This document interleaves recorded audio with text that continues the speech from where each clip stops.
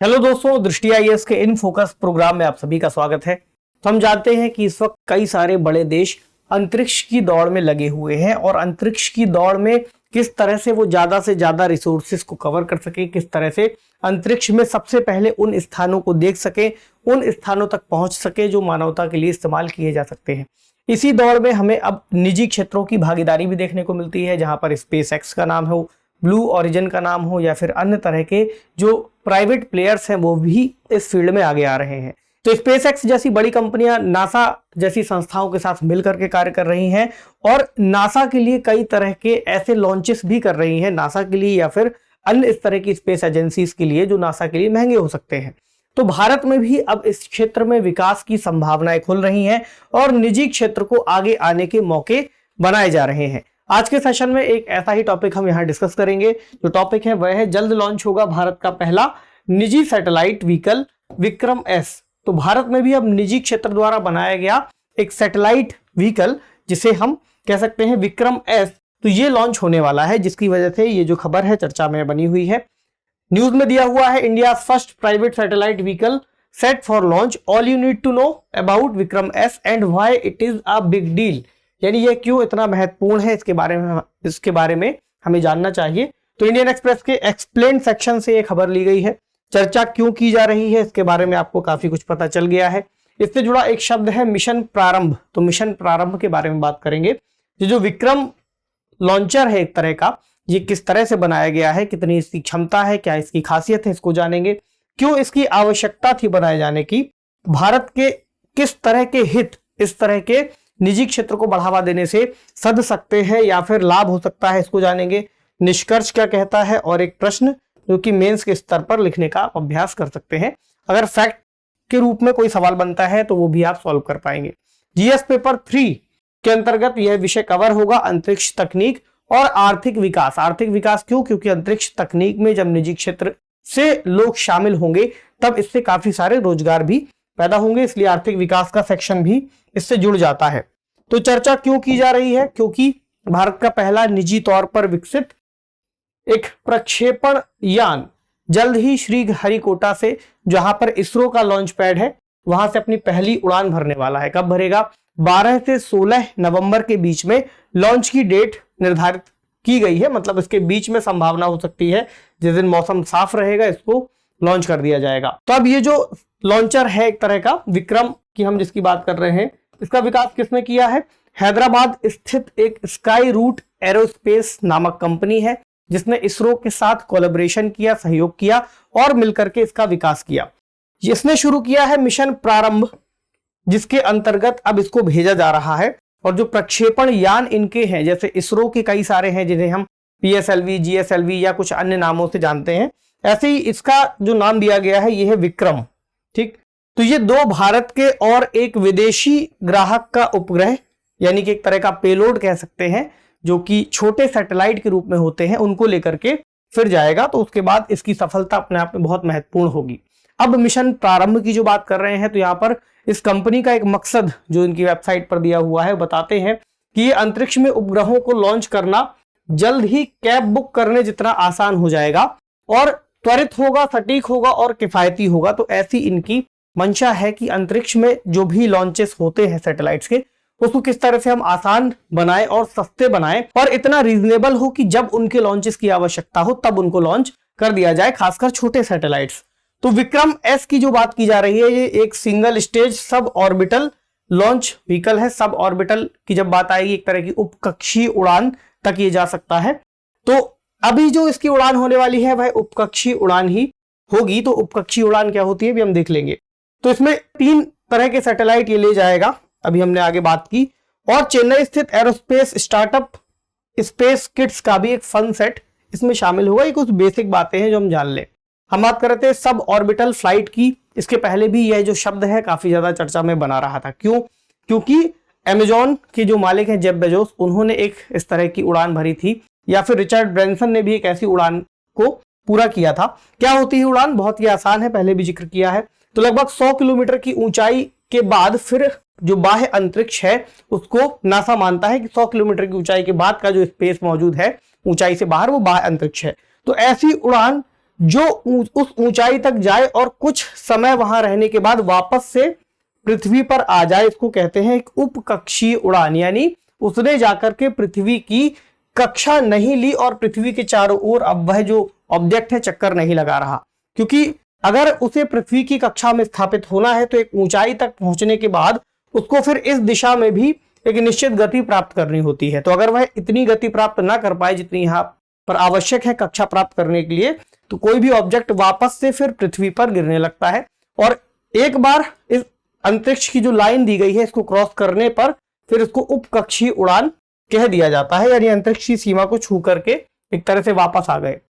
तो अब बात करें विक्रम की क्या विशेषताएं हैं इसमें, तो पहली बात तो यह है कि जो इसरो के साथ समझौता ज्ञापन हुआ है और स्काई रूट नामक जो स्टार्टअप इसमें शामिल है, जिसका विक्रम लॉन्चर है, वो एक तरह का पहला उन्होंने समझौता किया है स्काई रूट के साथ और इसका विकास किया है। तो विशेष रूप से छोटे उपग्रह बाजार के लिए इसको डिजाइन किया गया है विक्रम को। ठीक, इसके अलावा स्काई रूट ने कहा है कि किसी भी लॉन्च साइट से 24 घंटों के भीतर इसको असेंबल किया जा सकता है और लॉन्च किया जा सकता है। यानी अगर ऐसी कोई भी आवश्यकता पड़ती है कि हमको त्वरित रूप से लॉन्चेस करने हैं तो फिर उसके लिए बहुत उपयोगी है। इसके अलावा जो पेलोड सेगमेंट की बात आती है वहां पर इसकी सबसे कम लागत आएगी, जो ग्राहक होंगे उनके लिए बहुत सस्ता पड़ेगा। तो विक्रम 3 प्रकार के बनाए गए हैं, विक्रम 1, विक्रम 2 और विक्रम 3। इनमें अलग अलग कुछ खासियत है, अलग अलग क्षमता है। तो यहां पर जो विक्रम शब्द है इससे भी एक बार परिचित हो लीजिए। तो विक्रम साराभाई, जिनको भारत के स्पेस प्रोग्राम यानी अंतरिक्ष कार्यक्रम का पिता कहा जाता है, उनको श्रद्धांजलि देते हुए फिर इन लॉन्चर्स का नाम विक्रम रखा गया है। तो 3 अलग अलग कैटेगरी में डिवाइड किए गए हैं, इनकी अलग अलग क्षमता है। जैसे विक्रम 1 की बात करें तो 225 किलोग्राम के पेलोड को 500 किलोमीटर की ऊंचाई तक SSPO यानी सन सिंक्रोनस पोलर ऑर्बिट तक ही ले जा सकता है और 315 किलोमीटर की ऊंचाई तक 45 डिग्री के झुकाव पर लो अर्थ ऑर्बिट तक भी स्थापित कर सकता है। बहुत ज्यादा टेक्निकल नहीं जाना, ये जरूर देख सकते हैं कि कितने किलो तक का ये पेलोड लेकर के जा रहा है। तो इसमें क्या है, सॉलिड प्रोपल्शन स्टेज का ये जो इसका इंजन है वो लगा हुआ है और काफी ज्यादा लोएस्ट कॉस्ट आती है इसको लॉन्च करने में और 24 घंटे के समय में, 24 घंटे के अंदर ही इसको असेंबल किया जा सकता है। इसी तरह फिर विक्रम 2 आएगा, जिसकी क्षमता 410 किलोग्राम 500 किलोमीटर तक यानी SSPO तक ले जाने की क्षमता है। 520 किलोग्राम तक 45 डिग्री के झुकाव तक पहुंचा सकता है लो अर्थ ऑर्बिट में। ठीक, इसमें एडवांस क्रायोजेनिक मैथालॉक्स इंजन लगाया गया है, जो कि विक्रम 1 का ही, अगर आप इसको अपडेट फॉर्म समझे तो विक्रम 1 का जो तीसरा स्टेज है वहां पर इसको ये जो इंजन है उसको रिप्लेस करता है। ठीक, और इसको 72 घंटे का समय लगता है असेंबल होने में। जब तीसरे पे आएंगे तो यहां पर आपको दिखेगा कि इसी में सॉलिड रॉकेट बूस्टर्स लगा दिए गए हैं, तो इसकी क्षमता थोड़ी और बढ़ गई है। और ये कितना ले जा सकता है, 580 किलोग्राम 500 किलोमीटर ऊंचाई तक यानी SSPO तक 72 घंटे के आसपास का समय लगेगा इसको तैयार करने में। तो ये इनकी अलग अलग खासियत है। और कुछ विशेषताओं को अगर देखें तो ऐसा कहा गया है कि आने वाले समय में लगभग 20,000 से ज्यादा छोटे उपग्रहों के लॉन्च होने का अनुमान लगाया गया है। इसलिए विक्रम का विकास ऐसे समय में बहुत ज्यादा महत्वपूर्ण है। तो ये जो विक्रम श्रृंखला है काफी किफायती है और कई सारी कक्षाओं में एक साथ अलग अलग समय पर पेलोड को छोड़ सकती है और अंतरग्रहीय मिशन को भी करने की इसकी क्षमता हो सकती है। तो ग्राहकों की जरूरतों को ध्यान में रखते हुए इसका विकास किया गया है और यह एक विकल्प देता है ग्राहकों को कि सस्ते तौर पर वो अपने लॉन्चेस कर सके। ठीक है, तो भारत के अंतरिक्ष कार्यक्रम के संस्थापक के नाम पर इसे रखा गया है। आवश्यकता क्या है इसकी, पहली बात छोटे उपग्रहों के लॉन्च के लिए बहुत जरूरी है, क्योंकि पिछले कुछ सालों से 7-8 सालों से हमें देखने को मिल रहा है कि जो छोटे उपग्रह हैं उनके लॉन्चेस की मांग में बहुत ज्यादा वृद्धि हो गई है। लगभग कोई भी व्यवसाय, सरकारी एजेंसियां, कोई भी यूनिवर्सिटीज या फिर प्रयोगशालाएं अब इस तरह के छोटे उपग्रहों को लॉन्च करने में बहुत रुचि दिखा रही हैं और इस तरह के कई सारे सैटेलाइट्स वो बनाते हैं। तो एक ऐसी स्थिति की आप कल्पना कीजिए जबकि इन लोगों को इसरो के पास जाना पड़ता होगा। पहले के अगर ये लॉन्चेस की बात करें तो जब इस तरह के ऑप्शन नहीं है तो इसरो के पास जाना है। अब इसरो अपना PSLV कब भेजेगा, जब उनके पास पहले से कई सारे प्रोजेक्ट्स होंगे और कुछ बड़े लॉन्चेस होंगे। उस समय फिर ये जो छोटे छोटे इनके लॉन्चेस हैं उस समय तक इन्हें वेट करना पड़ता है। फिर वेट करने के बाद फिर उसकी जो लागत है वो भी अपने आप में बहुत ज्यादा है। क्योंकि बहुत बड़ा मिशन है इसलिए उसका पूरी तरह से फोकस उस बड़े लॉन्च के लेकर के रहता है, उस बड़े मिशन को लेकर के रहता है, और छोटे जो सैटेलाइट्स है उस पर बहुत ज्यादा ध्यान नहीं दिया जाता। ऐसे में जो छोटे पेलोड्स हैं उनके लिए इस तरह के जो सुविधा देना अपने आप में बहुत महत्वपूर्ण है और बहुत जरूरी है, ताकि छोटे लॉन्चेस को भी वरीयता दी जा सके।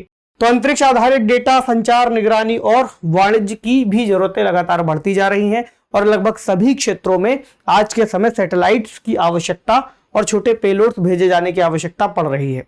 तो जो छोटे उपग्रहों की बात कर रहे हैं, किसे कहते हैं छोटे उपग्रह? जो कि 5 से 1000 किलोग्राम के वजन के आसपास हो, वो छोटे उपग्रहों की श्रेणी में आएंगे। तो ऐसे में जो बड़े उपग्रहों की प्राथमिकताओं को ध्यान में रखते हुए लॉन्चेस होते थे, अब उनकी आवश्यकता नहीं पड़ेगी। ऐसे में जो इसका विकास है अपने आप में जरूरी है। अब भारत के हितों के हिसाब से देखें कि क्यों जरूरी है, तो अभी भारत के पास इसरो संस्था मौजूद है जो कि भारत के लिए अलग अलग समय पर अलग अलग तरह के मिशन और जो लॉन्चेस है वो करती है, तो उपग्रहों को अंतरिक्ष में प्रक्षेपित करने में सक्षम है। लेकिन वही बात जो पीछे हमने की कि इस समय डिमांड इतनी ज्यादा बढ़ती जा रही है कि इसरो की लॉन्चेस क्षमताओं से कहीं ज्यादा मांग है। ऐसे में हम ये मान सकते हैं कि अगर मांग बढ़ रही है, इसका मतलब यह है कि इससे जुड़ा हुआ जो बाजार है वो भी बढ़ रहा है। तो बाजार की प्राप्ति में, यानी कि उस बाजार को कवर करने के लिए अगर हम कोई सुविधाएं नहीं दे रहे होंगे, ऐसे में फिर जो उसके खरीदार है, यानी कि जो उसकी मांग बढ़ा रहे हैं, वो फिर कहीं बाहर जाकर के इसके विकल्पों को तलाशेंगे। तो क्यों ना इस बाजार को हमें ही कवर कर लेना चाहिए। ये एक बड़ी वजह है कि भारत ने निजी क्षेत्र को इस दिशा में आने के लिए प्रेरित किया है और एक तरह से उनको छूट दी है। तो इसरो की क्षमता से ज्यादा हो गई है। इसरो के पास बड़े लक्ष्य भी मौजूद है, क्योंकि इसरो जरूरी नहीं कि इस तरह के छोटे सैटेलाइट्स के लिए ही लगातार ऐसे लॉन्चेस करेगा, क्योंकि इसरो की प्राथमिकताएं भारत के ओवरऑल दृष्टिकोण से बहुत ज्यादा महत्वपूर्ण है। अलग अलग तरह के मिशन हैं और अलग अलग तरह की रणनीतियां भी मौजूद हैं। तो निजी खिलाड़ी इसलिए बहुत जरूरी है और इसरो ने इसके लिए अपनी जो सुविधाएं हैं, जैसे लॉन्च पैड है, कई तरह की जो नॉलेज है, कई तरह के ज्ञान है, कई तरह की रिसर्च है, उसको इनके साथ साझा किया है। तो एक तरह की ये मदद मिल रही है, प्लस इसरो को इसके बदले में कई बार फिर पेमेंट भी मिल जाती है। तो इसरो के लिए राजस्व प्राप्ति का ये एक बड़ा स्रोत है। ऐसे में हम कह सकते हैं कि इसरो जैसी एक संस्था को अपना रेवेन्यू खुद से प्राप्त हो रहा है, तो वो अपने नए रिसर्च और अपने नए प्रोजेक्ट्स को आगे बढ़ाने में भी फिर सरकार के ऊपर बहुत ज्यादा निर्भर नहीं रहेंगे, सरकार से फंड्स बहुत ज्यादा नहीं मांगेंगे। तो जो रिसर्च है उनकी बहुत तेजी से आगे बढ़ती रहेगी, जो कि कहीं ना कहीं भारत के ही हित में उपयोग होगी। तो निष्कर्ष क्या है? पहली बात, नए अनुसंधान भी होंगे, क्योंकि निजी क्षेत्र सामने आ रहा है, वो नई प्राथमिकताएं तय कर सकते हैं और नए तरह के स्टार्टअप्स भी सामने आएंगे। नए स्टार्टअप्स नए तरह के रोजगार विकसित करेंगे, नए तरह के जो स्किल्ड लेबर की बात आती है, तो लोगों को इस दिशा में भी कई सारी चीजें मिल पाएंगी। इससे जो स्टडी का पैटर्न है, अगर आप ये देखेंगे तो स्पेस के क्षेत्र में जो एक स्कोप बन रहा होगा, क्योंकि जो नौकरियां हैं, अभी मान लीजिए कोई बच्चा अगर साइंटिस्ट बनना चाहता है तो फिर इसरो या फिर कुछ लिमिटेड संस्थाएं ही मौजूद है। उसके बाद कई तरह की ऐसी संस्थाएं मौजूद होंगी जो इस तरह के रोजगार भी दे रही होंगी और इस तरह की शिक्षा को भी बढ़ावा मिल पाएगा। इसके अलावा अंतरिक्ष क्षेत्र जिसका उपयोग आर्थिक विकास में किया जा सकेगा, तो कई सारी नई संभावनाएं खुल सकती हैं। जैसे अगर हम नासा की बात करें तो नासा तो रिसर्च करता ही है। उसके अलावा जो प्राइवेट प्लेयर्स हैं, जैसे स्पेसएक्स है, ब्लू ओरिजिन है, या फिर और भी कोई हो सकते हैं, तो वो भी अपने लॉन्चेस करते रहते हैं। तो नासा को भी हेल्प मिलती है और उनको भी हेल्प मिलती है। तो एक ऐसा ही मॉडल भारत में भी विकसित हो सकता है और भारतीयों के लिए इसमें नई उपलब्धियां हासिल करने के मौके बन सकते हैं। कोई एक और स्टार्टअप का आप यहाँ नाम देख सकते हैं, अग्निकुल। तो अग्निकुल भी एक तरह से इसरो के साथ साझेदारी कर रहा है, या फिर ऐसे और भी कई सारे नाम हो सकते हैं जो इस समय आगे आ रहे हैं। तो भारतीयों की उपलब्धियां इस क्षेत्र में और ज्यादा बढ़ जाती हैं। ठीक है, तो अब बढ़े सवाल की तरफ। प्रश्न कहता है कि अंतरिक्ष की उभरती हुई संभावनाओं को देखते हुए भारत ने भी निजी क्षेत्र को इसमें शामिल होने की अनुमति दे दी है। निजी क्षेत्र द्वारा किए जाने वाले अनुसंधानों का जिक्र करते हुए उनकी कुछ हालिया उपलब्धियों पर चर्चा कीजिए। तो जब लॉन्चेस हो जाएंगे या फिर जिस तरह के रिसर्च उन्होंने किए हैं, जो डेवलप किया है, उसके बारे में आप 250 शब्दों में इस उत्तर को फ्रेम करने का प्रयास कर सकते हैं। आप उपलब्धियों को भी गिना सकते हैं, आवश्यकताओं को भी गिना सकते हैं। तो उम्मीद है आज के सेशन में आपने कुछ सीखा होगा। आपसे मिलेंगे अगले सेशन में किसी अन्य महत्वपूर्ण विषय के साथ। तब तक पढ़ते रहिए, अपना खूब सारा ख्याल रखिए। शुक्रिया।